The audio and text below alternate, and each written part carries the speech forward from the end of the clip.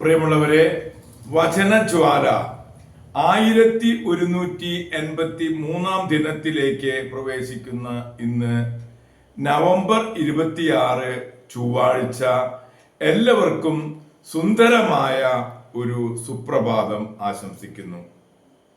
ആഗോള കത്തോലിക്ക സഭയിൽ ഇന്ന് അൾത്താര ശുശ്രൂഷികളുടെ മധ്യസ്ഥനായ വിശുദ്ധ ജോൺ ബെർക്കുമെൻസിനെ അനുസ്മരിക്കുന്ന ദിവസമാണ്.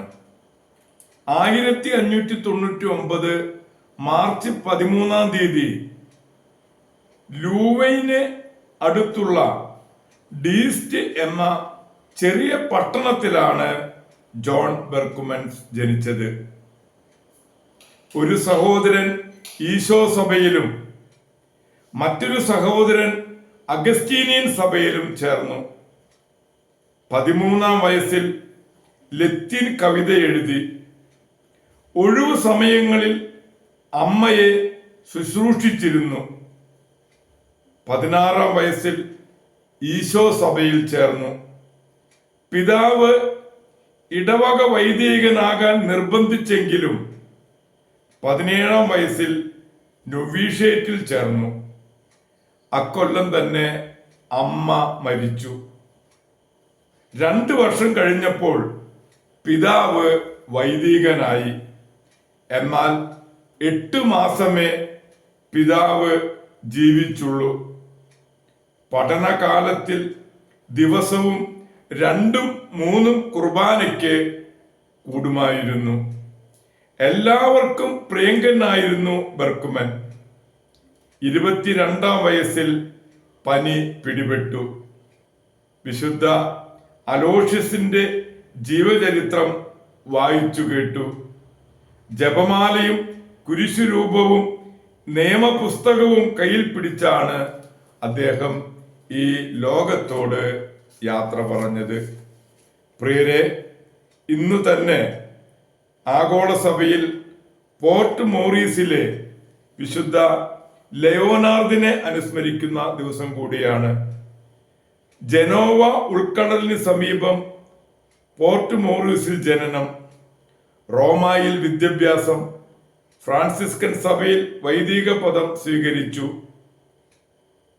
കുടലിൽ കുരുക്കൾ മൂലം 4 കൊല്ലം രോഗശയ്യയിലായിരുന്നു.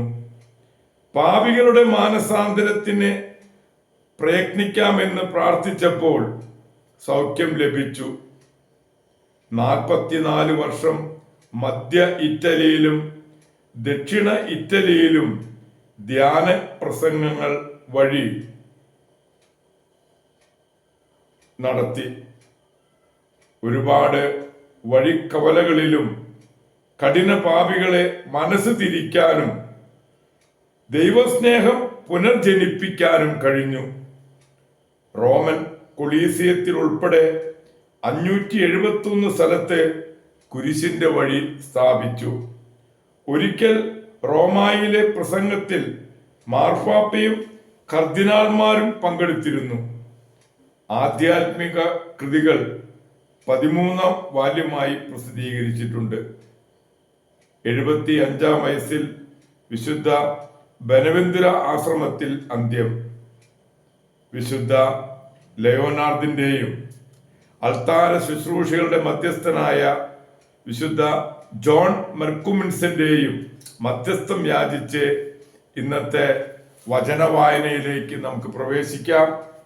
ഇന്ന് ജോബിന്റെ പുസ്തകം 23 അധ്യായം 1 മുതൽ 7 വരെയുള്ള തിരുവാക്യങ്ങളാണ് നാം ശ്രവിക്കുക. ജോബിന്റെ മറുപടി.